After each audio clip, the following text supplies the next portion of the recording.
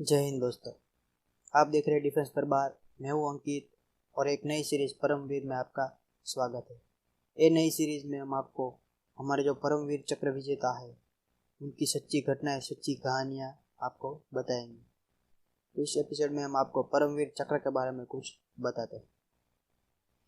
Basically जब कोई सैनिक युद्ध में लड़ता है और जीतता है और असीम अपनी बहादुरी दिखाता है तो उसको सम्मान, अवार्ड्स, मेडल्स आदि देने की परंपराएं हमारे प्राचीन समय से ही रही है। वो सब राजाशाही समय से ही सब था। उसके बाद प्राचीन काल में, मध्यकाल में सब चलता रहा था। किसी को जागीर दी जाती थी, किसी को नगद राशि दी जाती थी, किसी को हाथी घोड़े आदि आदि भेंट दिए जाते थे युद्ध के समय में असीम बहादुरी दिखाने के लिए। लेकिन जब भारत के ऊपर अंग्रेजों का शासन आया तब भी विक्टोरिया क्रॉस आदि आदि सब दिए जाते थे। तो उसके बाद जब अंग्रेजों ने हमारे ऊपर शासन किया, लेकिन उसके बाद तो भारत 47 यानी कि 1947 में आज़ाद हो गया। उसके बाद हमारा खुद का कोई मेडल हो, सैन्य परंपरा हो, ऐसे कुछ आवश्यक।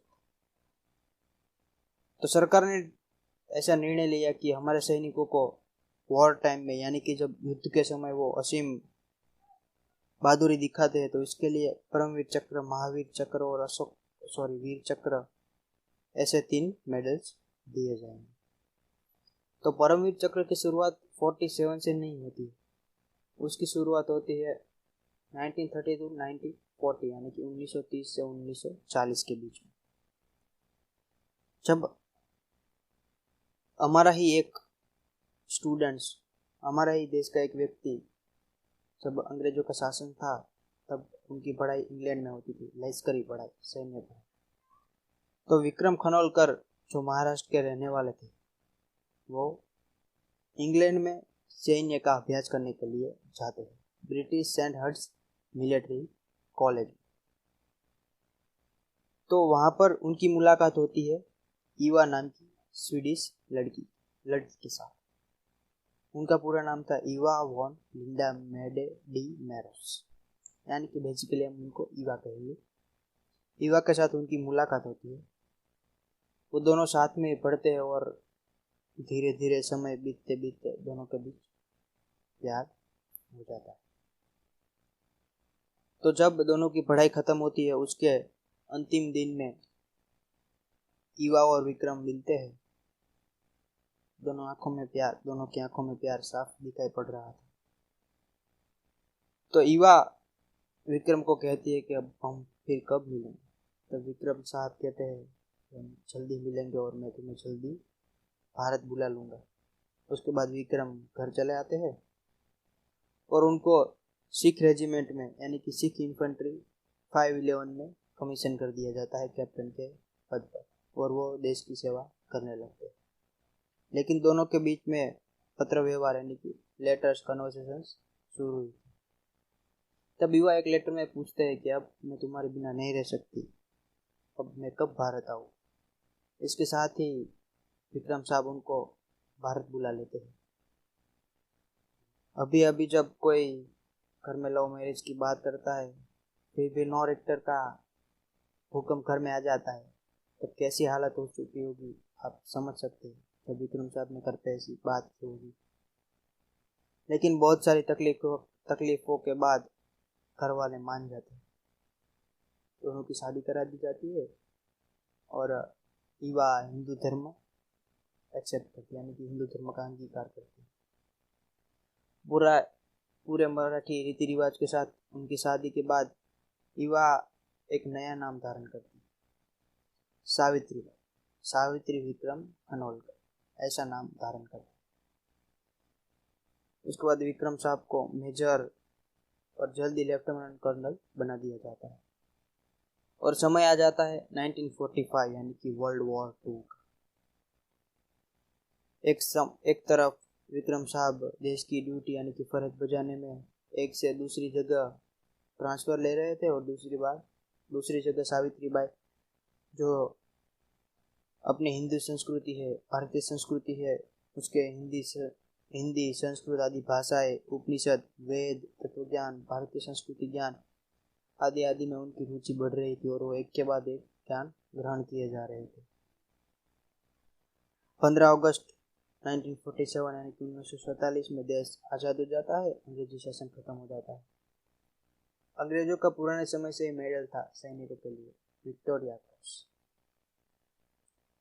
लेकिन अब तो देश आज़ाद हो चुका था और पाकिस्तान भी बन चुका था और पाकिस्तान ने अपने हमारे बॉर्डर पर हमले करने भी आज़ादी के साथ ही शुरू कर दिए थे। तभी जब हम सैनिक उनका जवाब दे रहे थे, तब जो सैनिक असीम बहादुरी दिखाते हैं उनको भी सम्मानित किया जाना बहुत जरूरी था। अब तकलीफ यहाँ पर खड़ी होती है, प्रॉब्लम यहाँ पर आती है कि अगर हम विक्टोरिया क्रॉस देते हैं, वो तो अंग्रेजों का था, भारत और पाकिस्तान दोनों एक ही थे, तब अंग्रेजों का शासन था, तो दोनों ही विक्टोरिया क्रॉस देंगे तो ये तो मूर्खता होगी। हम भी विक्टोरिया क्रॉस दे रहे हैं, पाकिस्तान भी विक्टोरिया क्रॉस दे रहा है, तो एक बहुत बड़ी प्रॉब्लम खड़ी हो गई। तो जून 1947 में हमारे पीएम ने एक नया रास्ता निकाला और ऐसी घोषणा की गई कि हमारे सैनिकों को अब भारतीय परंपरा के साथ परमवीर चक्र, महावीर चक्र और वीर चक्र दिए जाएंगे। उस समय गवर्नर जनरल लॉर्ड माउंटबेटन थे। उसके बाद उनके जाने के बाद गवर्नर बने चक्रवर्ती राजगोपालाचारी। ये चक्र का प्रस्ताव कैबिनेट में रखा गया, लेकिन फाइल ऑफिस टू ऑफिस घूमती रही। किसी ने हाँ की, किसी ने ना की, किसी ने हाँ की, किसी ने ना की। ये प्रॉब्लम बेसिकली आ रही थी। प्रॉब्लम यहाँ पर था कि भारत अभी, उनका जो बंधारण था हमारा, भारत प्रजासत्ताक नहीं हुआ, तो हमें ब्रिटिशों से मंजूरी लेनी पड़ती थी, लेकिन ब्रिटिश किसी न किसी बहाने से मंजूरी नहीं दे रहे थे। तो चक्रवर्ती राजगोपालाचार्य ने एक बीच का रास्ता निकाला और पीएम को ये सुझाव दिया कि हम जो ये चक्र है, मतलब परमवीर चक्र आदि गैलेंट्री अवार्ड्स, वो 26 जनवरी 1950 से शुरू करते हैं, जब भारत का बंधारण लागू होने वाला है।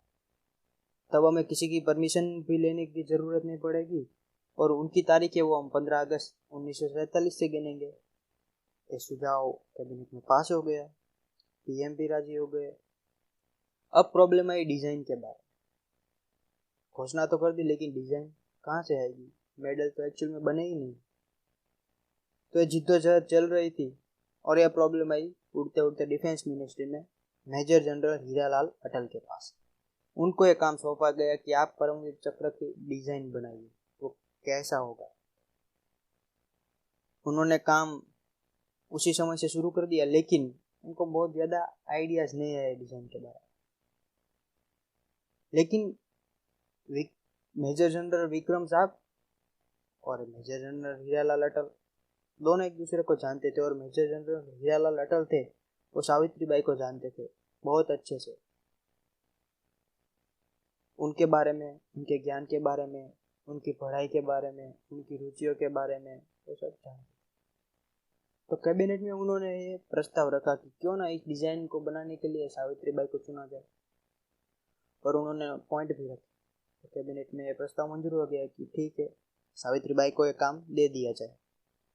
सावित्रीबाई को बुलाकर सब समझाया गया, हीरालाल अटल साहब ने सब कुछ समझाया, तो सावित्रीबाई मान गए और उसी समय से, उसी वक्त से पूरे तन मन धन के साथ वो काम में लग जाती। थोड़े ही समय में वो एक डिजाइन के साथ आती है, जिसमें एक सर्कल में बीच में भारत का नेशनल एम्बलम था, जिसमें 4 सिंह वाली मुखाकृति है हमारी, वो बीच में, और चारों दिशाओं में ऊपर नीचे लेफ्ट राइट में इंद्र का वज्र रखा हुआ, ऐसी डिजाइन के साथ वो। तो कैबिनेट में उनसे पूछा जाता है कि आपने ऐसी डिजाइन क्यों पसंद की?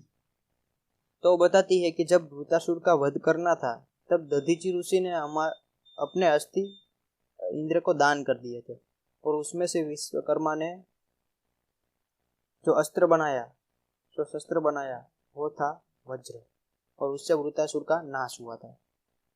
तो आज भी हमारे सैनिक भी, जब उनके पास हथियार बॉर्डर पर नहीं होते, फिर भी वो अपने हड्डियों के जोर पर, अपने बाजुओं के जोर पर दुश्मनों से लड़ते और उनसे जीतते भी है।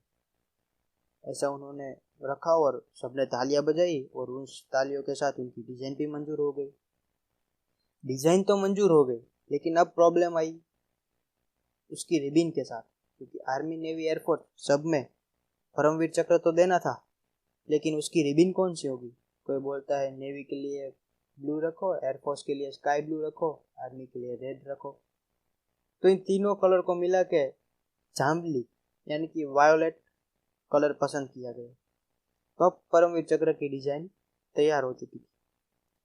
कांसा का एक 3.5 सेंटीमीटर यानी कि 3.5 सेंटीमीटर व्यास वाला चक्र और उसके ऊपर 3.2 सेंटीमीटर वाली जांबली यानी कि वायलेट रंग की पट्टी। तो डिजाइन शुरू हो गई और इस परमवीर चक्र को 1947 से ही शुरू कर दिया गया।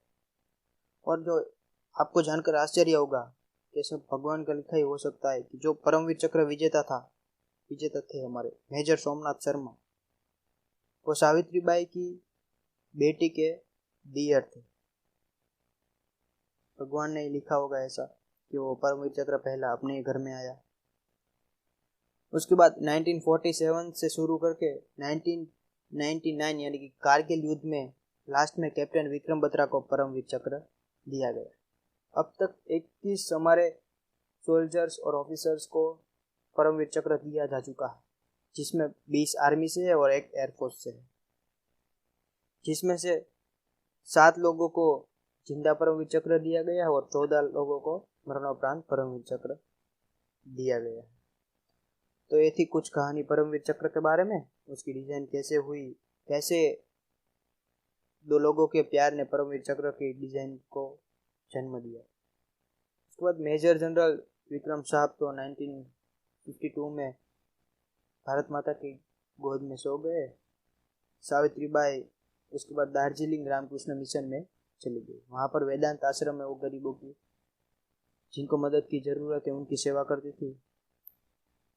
छले अंतिम दिन थे तब वो दीकरी अपनी थी मृणालिनी उनके साथ रहे और वो भी 26 नवंबर 1999 यानी कि 1990 में भगवान के धाम सीधा गए।